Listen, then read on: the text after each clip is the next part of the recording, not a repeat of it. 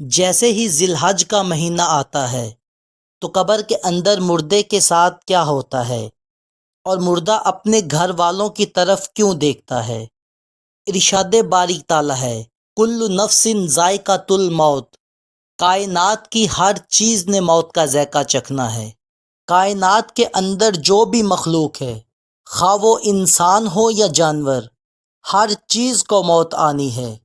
جسم اور روح کا یہ تعلق آخر ٹوٹنا ہے، لہٰذا جب ذی الحج کا مہینہ آتا ہے تو مردہ اپنے گھر والوں کی طرف کیوں دیکھتا ہے اور مردے کے ساتھ قبر کے اندر کیا ہوتا ہے؟ حضرت امام جعفر صادق علیہ السلام نے فرمایا، اے لوگو، جب حج کا مہینہ آئے تو اپنے مرحومین کی مغفرت کی دعا کرنا نہ بھولنا، کیونکہ آپ کے وہ پیارے جو اس دنیا سے رخصت ہو چکے ہیں وہ عالم برزخ سے اپنے گھر والوں کی طرف دیکھتے ہیں کہ کاش ہمارا کوئی عزیز و اقارب ہمارے لیے دعائے مغفرت کرے، کیونکہ حج کے مہینے کے اندر اللہ کے بندے اللہ کے گھر کا طواف کرنے کے لیے جاتے ہیں۔ تو جیسے ہی وہ اللہ کے گھر کا طواف کرتے ہیں، اللہ اپنی رحمتوں کے دروازے زمین کی طرف کھول دیتا ہے اور فرشتے آسمانوں سے چیختے ہیں کہ ہے کوئی بخشش مانگنے والا، ہے کوئی اپنے پیاروں کے لیے مغفرت طلب کرنے والا، ہے کوئی جو بخشش کی دعا کرے۔ اس لیے جب ذی الحج کا چاند نظر آئے تو عید قرباں سے پہلے اپنے مرحومین کے لیے دعائے مغفرت ضرور کرنی چاہیے۔ لوگوں کو چاہیے کہ وہ اپنے پیاروں کے لیے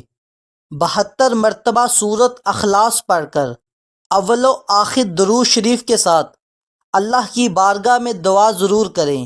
اور اپنے مرحومین کی بخشش طلب کریں، جس سے ان کے مرحومین کو ایک حج کا ثواب ہوگا،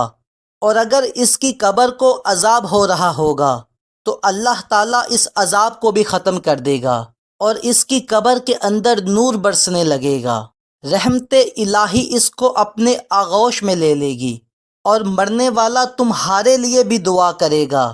یوں عالم برزخ سے تمہارے عزیز و اقارب کی دعا تمہاری زندگی کو بھی رونق دے گی۔ لہٰذا ہمیں چاہیے کہ ہمارے ایسے عزیز و اقارب جو اس دنیا سے چلے گئے ہیں، ذی الحج کے اس مقدس مہینے کے اندر ان کے لیے دعائے مغفرت ضرور کریں، کیونکہ وہ قبر کے اندر ہماری طرف دیکھ رہے ہوتے ہیں کہ ہمارے پیارے اللہ سے ہمارے لیے بخشش کی طلب ضرور کریں۔